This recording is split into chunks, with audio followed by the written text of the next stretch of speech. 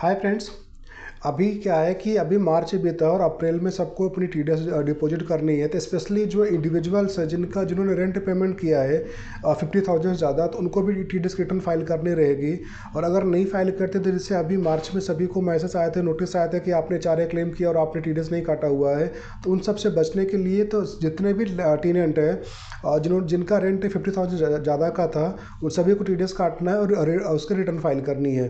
तो रिटर्न कैसे फाइल करनी है ये मैं आपको बता देता हूँ ब्रीफ तरीके से। बहुत डिटेल में मैं नहीं बता रहा हूँ, बट जिससे बता रहा हूँ आप कर सकते हो।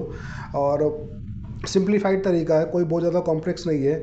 जो टीनेंट है, टीनेंट को अपने पैन से लॉगिन करना है इनकम टैक्स की साइट पे, जहाँ से हम ई फाइलिंग करते हैं। ई फाइलिंग का जो पोर्टल होता है, लॉगिन करिए। फिर उसके बाद ई फाइल पे आइए। ई फाइल से फिर आपको ई पे का ऑप्शन मिलेगा, थर्ड ऑप्शन होता है। आप ई पे आएंगे तो ई पे आपको कुछ बॉक्सेस दिखेंगे, कई सारे बॉक्सेस रहेंगे। आप स्क्रॉल डाउन करेंगे तो वहाँ पे एक बॉक्स दिखेगा, उसमें लिखा रहेगा 26QC TDS on rent of property. तो आप उस पर प्रोसीड करेंगे, अपना असेसमेंट ईयर चूज करिए, जो भी आपका असेसमेंट ईयर रहेगा। तो उसके बाद फिर आप अपनी डिटेल्स को फिल करना शुरू करिए। उसमें सबसे पहली डिटेल आएगी टीनेंट की। आपको अपना वहाँ पे एड्रेस अपडेट करना है, जो भी आपका एड्रेस होगा।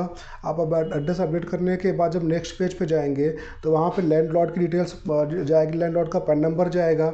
आप उनका पैन नंबर डालिए, उनका आधार नंबर डालिए, उनकी डिटेल्स ऑटो पॉपुलेट होकर आएगी। नाम लिखा हुआ आएगा, उस हालांकि उसमें क्रॉस रहेगा, बट एक ब्रीफ नेम आपको दिख जाएगा कि किस नाम से है। और उसके बाद उनका एड्रेस डालिए, जो भी एड्रेस होता है। एड्रेस डालने के बाद आप उनका email ID, mobile number mention करेंगे। देन वहाँ पे एक चीज़ को आपको और डिक्लेयर करनी रहेगी कि ये जॉइंट लैंडलॉर्ड है या फिर सिंगल है, एक से ज़्यादा लैंडलॉर्ड है या फिर सिंगल लैंडलॉर्ड है। तो अगर जैसा भी आपका केस रहे आप उस केस में डाल सकते हैं। अगर मल्टीपल लैंडलॉर्ड है तो मल्टीपल डालें, अगर सिंगल सिंगल डालें।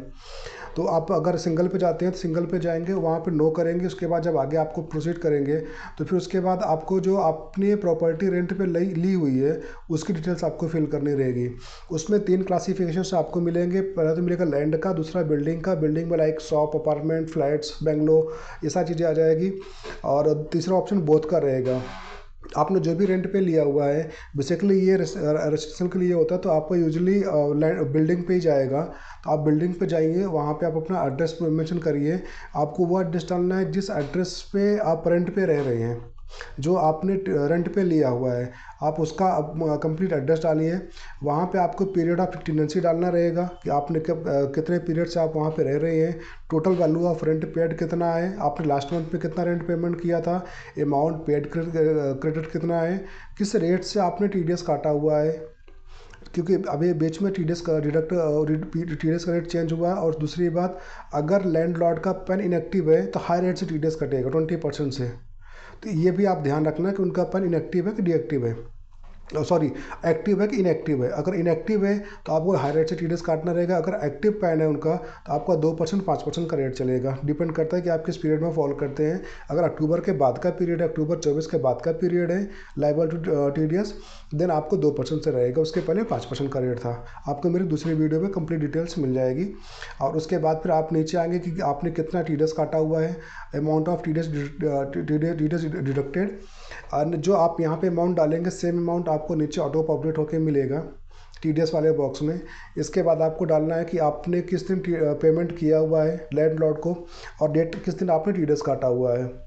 तो ये 2 डिटेल्स आप डालेंगे, मॉनेटरी डिटेल्स होती है जो मैं आपको बता रहा हूँ सारा। इसके बाद आपको नीचे अमाउंट ऑफ टीडीएस दिख जाएगा, टीडीएस अमाउंट हमारा कितना है।